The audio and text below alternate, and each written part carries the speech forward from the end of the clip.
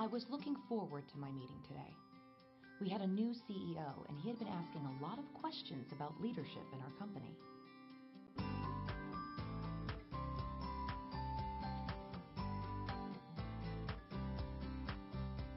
Maybe this was going to be my chance to really look into this.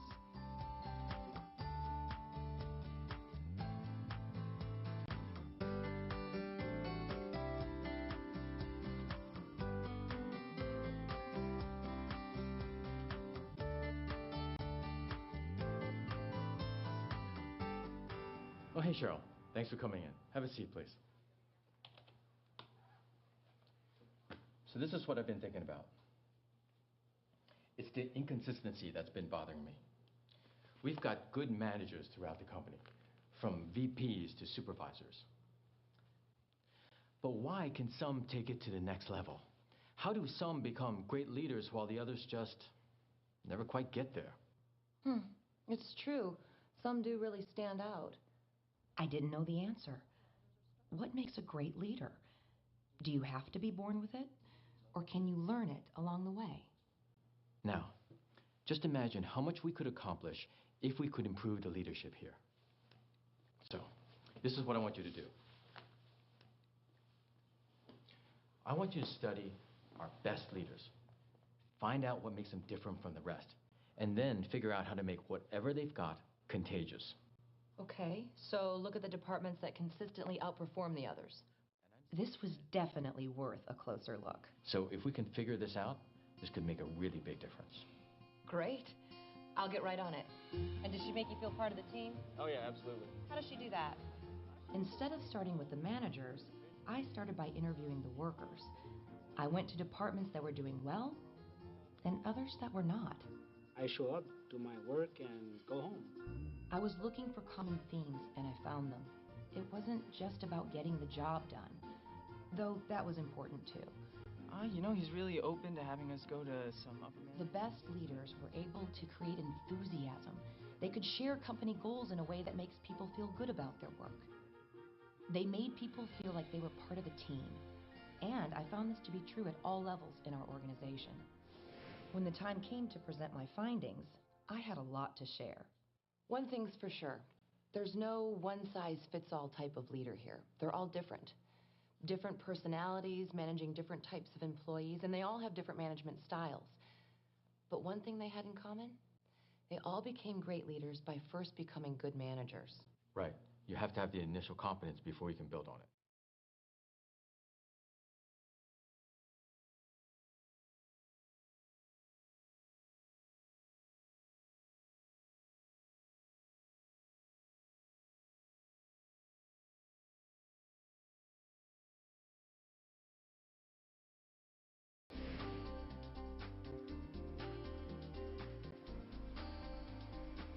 I need you to keep an eye on your soldering iron distance, and the closer you get, the hotter it gets, okay? Okay, thank you. All right, thank you. Kate's approach is straightforward and no nonsense.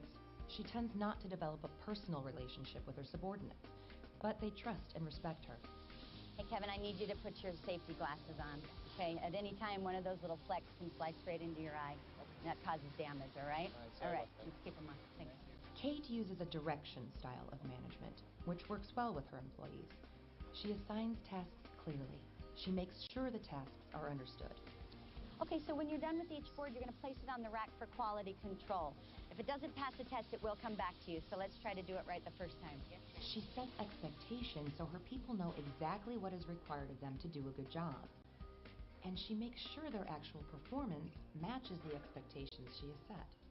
Kate is a good manager, but it's her willingness to take the initiative that sets her apart from others. All right, good job. She was a little surprised when I called this leadership.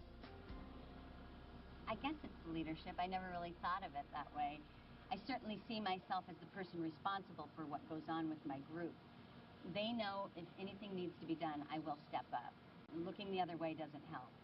And since I have the responsibility to meet production goals and at the same time keep everybody safe, I just can't mince words. Man, this is a sweet ride. I'm telling you, cherry. You wanted a little more than I wanted to spend, but... Come on, guys. Let's get back to it. Break time isn't for another 15 minutes. Hey, we've been going full speed all morning. Let's go. All right, you're the boss. All our best leaders understand what it means to take responsibility. Kate has the courage to step in rather than look the other way. Sometimes it makes me a little unpopular for a while, but they have to know it matters. They see that I get upset when they goof off, but I never yell or anything. I control my emotions, and then they usually get over it pretty quick, as long as I expect the same thing from everybody else. Okay, great. What else is important to you as a leader? I think you have to be fair. Certain people tend to rub me the wrong way more than others, but I can't let that affect my judgment. I can't carry grudges, and I can't play favorites. We need to all feel like we're on the same team. Hey, did you see the results from last week's quality control? You're almost at 100% approval. Way to go. You too, Ryan. You're right there with her. Great job. Thank you. Yeah. So I look for the good in people that aren't so easy to manage. If I see them doing something right, I jump right in and let them know about it. Oh, I see. Positive reinforcement for everybody. Yeah, that's what seems to work. Kate has self-awareness. This was a common trait of all our best leaders. None takes leadership for granted, assuming that once anointed, they can do whatever they want. Kate is aware of her personal biases and works hard to overcome them. She puts in the effort to treat everyone fairly. When she points out areas that need improvement, she does it calmly and without negativity. That's good. It's a tough balancing act. She's got to promote teamwork, continual improvement, company goals, all that stuff. But she's got to keep it real or people will stop listening. She's pretty good at it. She sees it as part of her job. That's great. Okay, what else you got?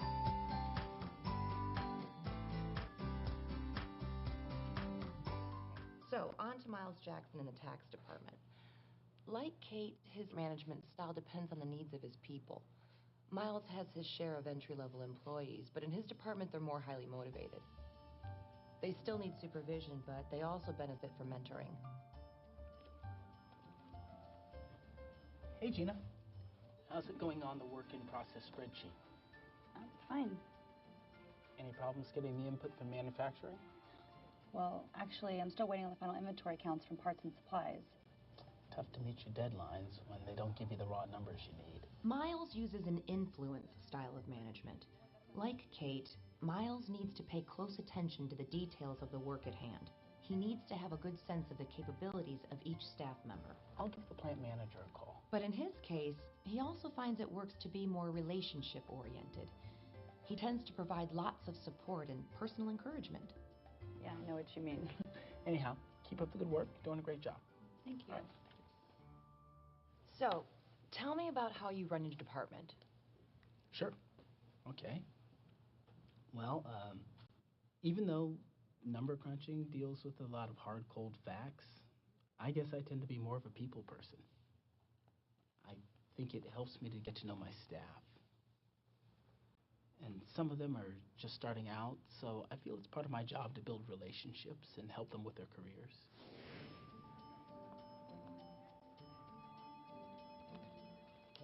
Hey, Travis. How's it going? Hey, Miles. The finance division has a quarterly meeting coming up, and I want you to come with me this time. Whoa, isn't that just department heads? Don't worry about it. You can just listen, and I'll get you up to speed ahead of time. I think it would be good for you to meet the people and see what goes on in one of these meetings. Cool. Another strength of our best leaders?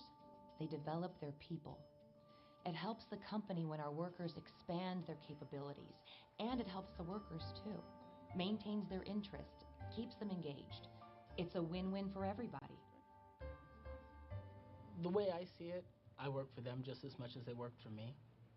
I mean, I know it can be tough when you're new and under pressure to get everything right, so I want to keep it interesting for them.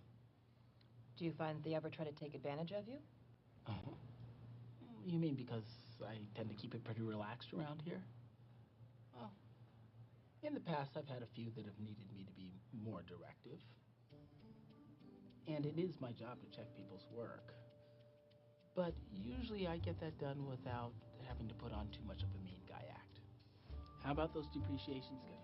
I think I'll have them done this afternoon. They're right over here. Oh, great. Give me plenty of time to check them over before I send them on to the auditors. I'm tying in the totals, so I'm pretty sure they'll be right. Standard practice. We always review everything before it leaves the department, even when you've been here a while. It's that second set of eyes. Let me see what you got. Miles is authentic. Here's what I mean. His job requires him to be both task-oriented and relationship-oriented. But he admits he's more of a relationship-type person. So supervising the task part comes a little less naturally to him. Even still, he fully understands the need for precision in his department. But rather than forcing an authoritarian persona that his staff would see through anyway, he handles it in a way that is authentic to his own personality. I want it to be accurate, but also well laid out. See it as a work of art. A spreadsheet? No, really. Look at it. It's a thing of beauty. Thing of beauty. So for you, it's about keeping true to yourself. Well, you have to be yourself. They can see right through it if you're phony. But you also have certain requirements to meet. Sometimes you have to stretch a little and get out of your comfort zone in order to get the job done. I looked into it, and turns out Miles has consistently been one of our best sources for promoting from within. Presumably better retention as well. Yes, that's one of our criteria for identifying good leaders. I would think so. But a leader has to be able to make the hard decision to let people go sometimes. True. We can't carry poor performers. That hurts everybody. That's true.